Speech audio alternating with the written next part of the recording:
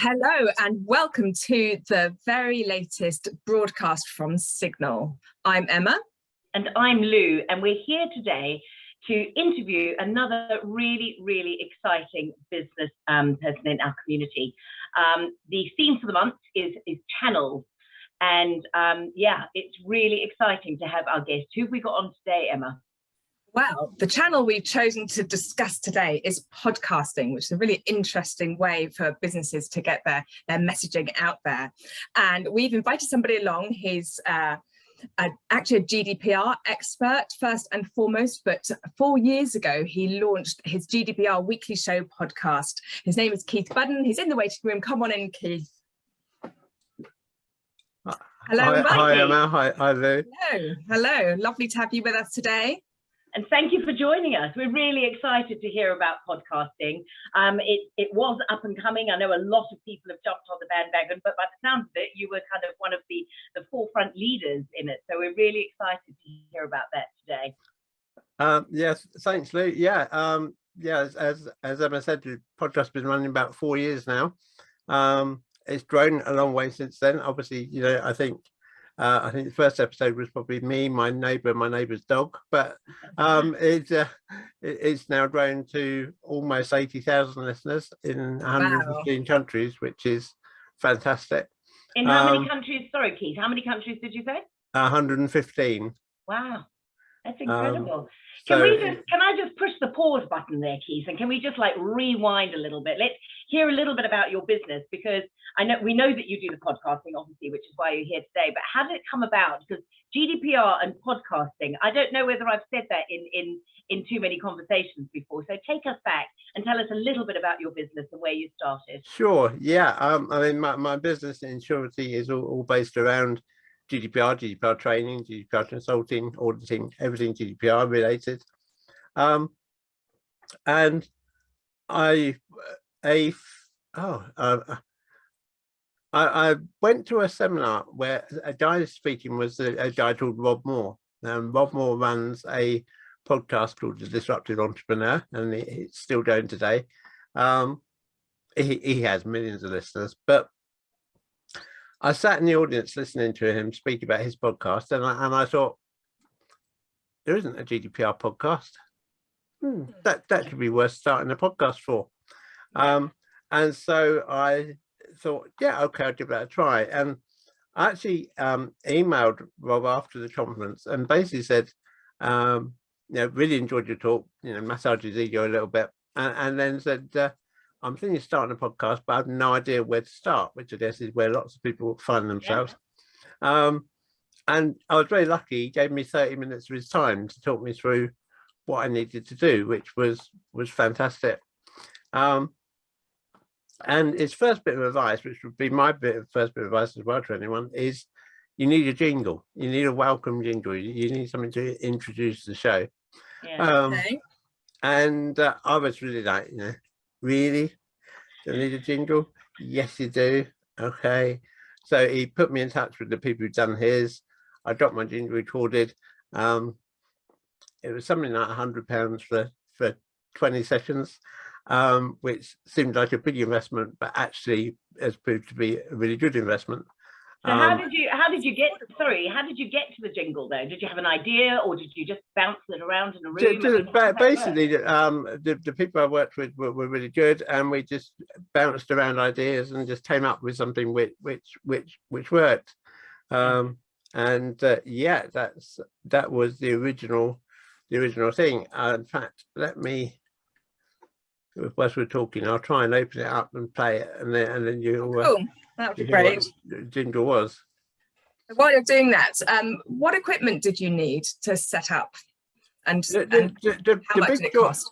The big joy of podcasts, I think, and I think it's something that people don't really get their head around, is that you can actually start really cheaply, because you need a decent microphone. Yeah. If you're going to spend money on anything, then spend it on your microphone. I use a Yeti Snowball, okay, which is a USB microphone, but I now also have a Rode microphone, which is if you like, a proper microphone, it goes through an amplifier and all that jazz. And I use that now because it gives a better effect. But to start with, something like the Blue Yeti Snowball is fine. And they're about 100 quid. Yes, you need to invest spending that money on a microphone. Don't try and do it just using the microphone in your laptop or whatever. It just will not work. But if you're using a PC, then the other joy of it is that there's actually a piece of software called Audacity, which is still what I use to this day to produce the podcast. And Audacity is totally free. It doesn't cost a thing for Audacity. You can just buy it. Okay, that's a really good tip. Oh, you can just download it, but I should say, rather than buy it. And it's it's got a little bit of a learning curve, but once you've got used to it, then it works really well. And I would say to somebody, don't go and waste money on something like Adobe Audition, because you can, but actually with Audacity you'll get just as good a result. Do you produce and record this podcast entirely on your own? Or do you have help? Yeah, I do the whole thing. Now, I mean, some people choose not to do that. Some people choose to record their podcast and then have an agency or a company actually produce it for them. I've toyed with that idea, but actually I just prefer doing it on myself. But yeah, it's horses for courses in that sense, I guess. I suppose. Can I just ask Keith as well, how much of a time investment is it? So your GDPR weekly show, is it an hour long each week? It varies between 30 minutes and 45 minutes for the program itself. Now, because mine's news based, obviously I have to spend 3 or 4 hours researching what's going to go into each edition, and then 45 minutes of output will probably normally take me about 2.5 hours to record and edit. Okay. So can I ask you, I know you've been going forward, how many episodes have you got on your podcast? This week I'll be doing episode 205. Wow. Can we go back to your first maybe 5 and see and talk us through how that, because it must have been quite nerve-wracking and a little bit apprehensive to start at the beginning. So talk us through. People listening to this may be thinking, oh, that's something I can do. I wonder what it's like right at the beginning. I think what I would say with it, and I mean, this is a lesson learned from experience probably, is the first 10 episodes that you do, no one's going to listen to. And that's just a fact of life. So don't look at the stats and think, oh, actually 2 people have listened to it. And I mean, I can remember that by the time I got to episode 10, I think I had something like 20 people a week listening to it. It was something like that. It was tiny. And at that point, I almost thought, is it worth the effort? Yeah, almost sort of, oh, it's not worth it. But the growth in listeners that you get is exponential, because of course the more people who listen to it, then the more people who then talk about it, and so then the more people who listen to it, so the more people talk about it, and so it goes around. And if you're lucky, then you get featured in magazines and in online newsletters and things, which is great. And I would say the other thing which it's done for me over the long length of time has opened up speaking opportunities as well at conferences and things, to people hear the podcast and then they think, oh, well, actually we'd like you to speak. But yeah, I mean the first episode felt really strange, but I'm not sure it would so much now, because back then, of course, we weren't all used to talking like we are now in Zoom and things. And so now we're quite used to sitting in front of our computer and chatting away to it. Whereas back then, of course, everything was still face to face. So the idea of just sitting in front of your computer and chatting away was like sort of a bit alien. But I was trying to picture who I'm talking to, if that makes sense. I'm an imaginary listener who I'm talking to try and make sure that what I'm putting out is relevant to them. And I think the thing as well is if I had hindsight and I was doing it again, I would actually have made it fortnightly rather than weekly. Okay. Is that because of the time input or because Yeah. the information doesn't change so much? No, it's the time input, because you know, but the other thing you do learn, of course, ahead of time, or through experience, I should say, is two things. One is that you can record parts of it ahead of the main recording. See what I mean? So if you get 10 minutes and I'll record 5 minutes of it, because then when I produce it, I can merge it all in, so you don't have to do it all in one go. The other thing is it's great getting guests on to interview, because if you have a guest on and you chat to you for 20 minutes, well, that week's episode becomes really simple. Yeah. Because you edit down the chat a little bit, put a couple of things around the side of it, and hey, you know, away you go.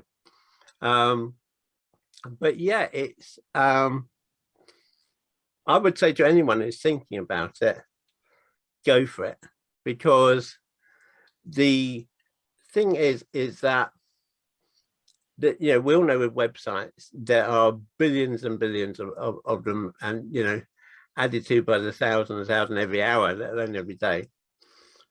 And the same is probably true of Facebook pages and even Instagram pages and so on.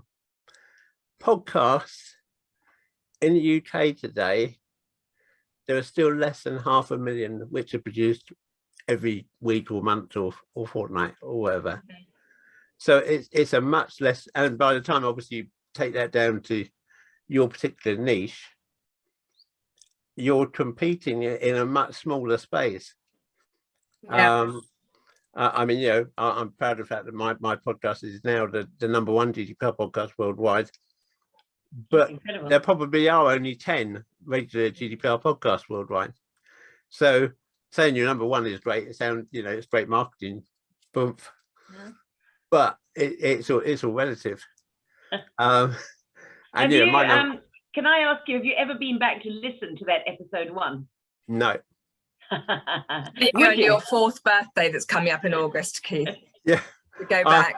I'll be honest, and I suppose I'm like a lot of people in this sense, I never listen to them once they've gone out. Okay. Because I actually don't like them. And that's What don't you like about them? I think you just get too self-critical. You know, you hear things that are wrong or that you say, and you think, actually, I should have put that better or whatever. Yeah. And in fact, it doesn't matter. I mean, I can remember when I produced the first one, I spent ages editing out every sort of and and whatever. And actually, you know, you don't have to. It actually sounds more natural if you leave a few in. I mean, it's not to say, you know, if you have a real mental block, and obviously you take that out, but otherwise leave it in, because it makes it more human. And one of the other things which I think I'd say about podcasts as well, which is once you get to a level where you have what I would call a commercial number of listeners, you can't fast forward through a podcast.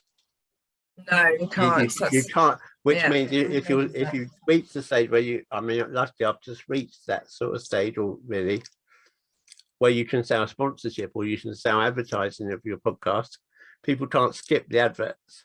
Yeah. And so again, that gives you a good reason. If someone says, well, why should I do that rather than advertise X, Y, Z? Well, because, you know, if you advertise on TV, well, people can skip straight past it. Let's talk about those numbers, Keith, because what is your what you call a commercial number of listeners for a podcast? Well, so at the moment I've got 80,000, and I would say commercially I've had interest in it since I got to about 60,000. But it's making you money. But below that, you won't get anybody really to pay you money for it. So about 60,000 advertisers contact you, or do you go out and contact advertisers? A bit both, really, both. But I mean, I'm just about to start a deal with an international company, or I can't name it at the moment because we haven't signed a deal, but they are sponsoring the next 20 episodes of the show, which is great, because it's, but I don't do this show. I always said when I started the podcast, I never intended to do the podcast itself to make money. That was one of my questions I was going to ask you, actually, Keith. I mean, when you started out, was it about awareness or about I'm going to make money from this and grow my business? I mean, what was your feeling going into it? It was about awareness, but it was also about growing the business. I mean, if I take an example, I've now got a client in New Zealand who I wouldn't have without the podcast, because they would just never have heard of me. I've got clients in South Africa who I wouldn't have had without the podcast. I've got clients in America I wouldn't have had without the podcast. So, it's had that benefit of international coverage. That really is extraordinary. That's quite an achievement, Keith. I think it's absolutely fantastic what you've done. Just to stop and pause and reflect and get clients in. How many countries have you got clients in now? Then you've named 3, obviously. The UK. Probably about 7. Yeah, probably 6 or 7 countries now. So it has literally taken you global. Yeah. Which, as I say, otherwise, they would probably never heard of me. Yeah. And then you don't know what, it's hard to measure what the knock-on benefits are as well, because of the podcast, I'm speaking at the business show at SiGNAL in November. What's the audience size there? Sorry? No. What's the audience size at the business show? It's in the tens of thousands. And how do you feel about that? Yeah, a little bit nervous, but equally not, because I think at the end of the day, if you, I know when I did my first sort of public speaking gig, I spoke to someone because I was sort of got nervous, I suppose, and got imposter syndrome, which I guess we all get from time to time. And I remember this person saying to me, I said, I don't think I can do it. And this person quite rightly said to me, would they book you to speak if you were crap? And I was like, well, no. Well, then. And also they know all about you through the podcast. Yeah, well, where's the problem? Yeah. So, yes. And I mean, I would say the other thing in the podcast, that, it does bring you a bit of recognition, a bit of notoriety, I guess, in some ways. And it establishes credibility, I'm sure. Yes, yeah. And it brings odd bits of fun as well. I mean, I just still remember standing at the airport. I was going to Amsterdam on business in the departure lounge at Gatwick, and this chap opposite me is reading his magazine, and he keeps looking at me over the top of his magazine, and I'm like, have I still got some breakfast on me or something?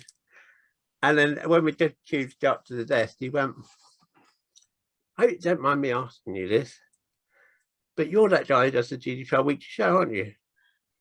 Wow. And I said, well, yes, I am. Yeah. Great. He said, I've listened to that for weeks. I'm like, oh, well, really pleased. Can I have a selfie? and so sort of, I'm famous. Celebrity status. But again, it's things like that, just fun. But yeah, it is about, I think as well, the other, and this is where I guess anybody starting a podcast needs to think, is what do you actually want your podcast to do? And what I mean by that is, is it going to be like mine and be largely news focused? Is it going to be you trying to teach people through your podcast? Is it going to be interviews and chats with people? Is it going to be just you portraying your expertise? What's it aiming to be? Because you need to know that, because like mine, because it's largely news based, I can't really record that much of it in advance because things change and I don't want to put something out that's out of date. Whereas if you are doing just much more interviews, for instance, which is what Rob Moore does, ironically, he can record 5 interviews in a day. Yeah. Yeah, and then he's just got those stored up to Yeah. I guess that's use. much easier, isn't it? So you think Yeah. if you're a beginner starting a podcast, much easier to do something that's evergreen in that sense. Yeah. But it is incredible that people will go back to them. Yeah, I mean, the one that always astonished me was, I think I was on about episode 168 or something like that. It was a long way in, and this guy contacted me and gave some positive feedback on the podcast, which was great. And then he said, and you've kept me really busy for the last 3 weeks because I've gone back and listened to every episode back to episode 1. And I was like, wow. You've got some real fans out there, Keith. I don't think I'd have the stamina to listen to all the way back to episode 1. But wow, are you gonna give him like a free copy of your book or something? Oh, absolutely, yeah. Number one fan. Number one fan. That's amazing. Yeah. But that people do that is quite incredible. And yeah, it's very flattering. Sorry. Very flattering. Yes, absolutely. Yeah. But not once, but twice. I mean, yeah. That speaks volumes. Was the success of the podcast, did that inspire you to then write the book? Because you have written a book as well. I have written a book, yeah. Did that give you the confidence to sort of go on to other things as well? Yes, yeah. Yeah. Yeah, because I mean, a bit like we were saying about speaking at events. Of course, you sort of speaking, but you actually think, okay, there might be 500 people sitting there, but hey, every week, 40 times that number at least are listening to what I'm saying anyway. So why should I be worried about talking to them? And so it does give you that confidence. It just opens doors, doesn't it? Probably in a way that you never thought it would. Yes, yeah. I didn't know it would do that. One moment. It looks like you haven't set up iMessage yet. Who do you want to send it to? Oh, okay. Ignore that. My iPad. my iPad has suddenly started talking to me. But... This is the world we live in, Keith. It's probably listening to everything you're saying as well. Yeah. It looks like you haven't set up iMessage yet. Oh, go away. Who do you want to send it to? Yeah, the plague of the modern world. Well, Keith, honestly, we could talk to you for ages, but I just want to do some quick fire questions with you now, just to sort of summarize everything that you've said. I mean, first of all, I'd just like to congratulate you on your really, really successful podcast. I mean, I know you say it's only number one out of 10. It's still number one, right? And it's global, and you've got clients globally now on the back of it. So yeah, seriously, well done to you.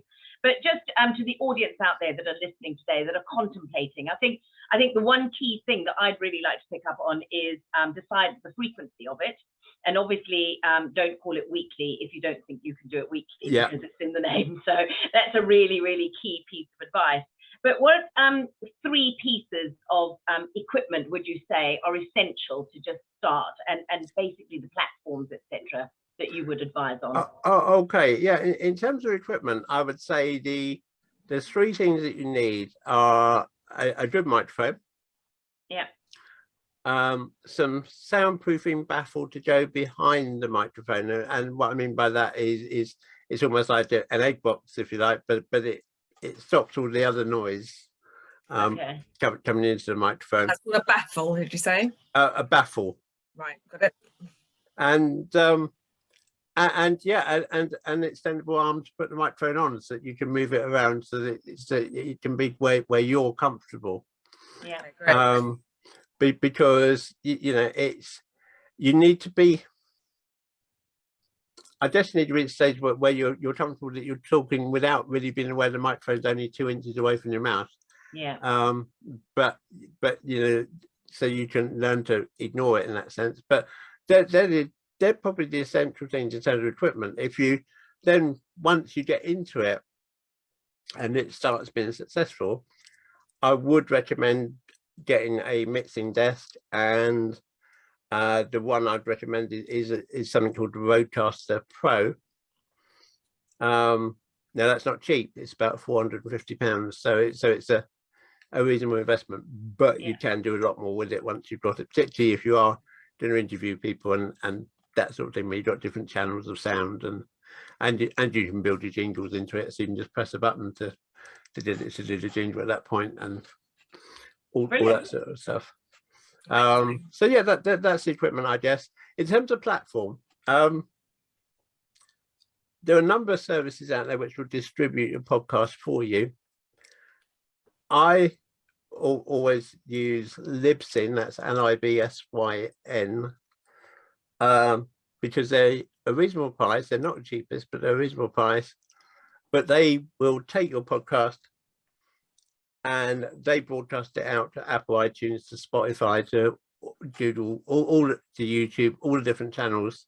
They just do that bit for you. You don't have to do that bit. Is it costly to do that? No, it's not that expensive. It's about £40 a month, something like that. But it's not a massive sum of money for what they do, because it just saves so much time. Because otherwise, you'll just spend a whole day just putting it onto different platforms. And each one needs it to be slightly different. I think certainly those kind of things stop people from sort of investigating to do it, because they think, oh, it's going to be too expensive. I need all the equipment. I don't know how to do all the platform. You know, little tips like that might inspire. We're hoping will inspire people to get on and do it. I mean, I'm kind of inspired. I might do one myself. Yes, absolutely, me too. well, one of the things which I'm sort of toying with the idea of, so I'll bounce off you to see whether you think the interest would be there. Okay. It is to do a sort of learning session, an in the room session. I think it would need to be. I don't need to do it remotely, but in the room session. Join at the start of the day. By the time you leave at the end of the day, you will broadcast your first episode of the podcast. Oh, I love that idea. I love that idea. It's implementation is the thing with business, isn't it? You can sit in a classroom all day long and dream about things you might do, but actually doing them is a different kettle of fish. So that sounds great. We'd be interested. We'd definitely be interested in that. We'll keep you posted. Yeah, unfortunately, we're out of time. We could talk to you all day, but Keith, it has been fantastic to have you here today. Really, really inspirational. Just from an idea of going somewhere, seeing somebody doing it and thinking, I'm going to have a go at that. And here you are 4 years later and number one. Incredible. Can I just add, I just wanted to congratulate you on your sheer persistence, because to do for 4 years, to put out a weekly episode is just a real testament to that whole, which I think is probably the most fundamental thing that a business owner needs to have, is sheer persistence and grit and determination and never giving up and just keeping on going. There must have been many weeks when you were thinking, oh my God, no, I've got to record the show. Oh, absolutely. I don't feel like it. I've got nothing to say, and you carried on. So, you know, really, really well done for that. And I think that's everything really from us for this interview today. So from me and from Lou, a very good rest of your weekend, wherever you are, and we will see you here again next time. Thank you. Thank you so much for joining us, and keep watching next week.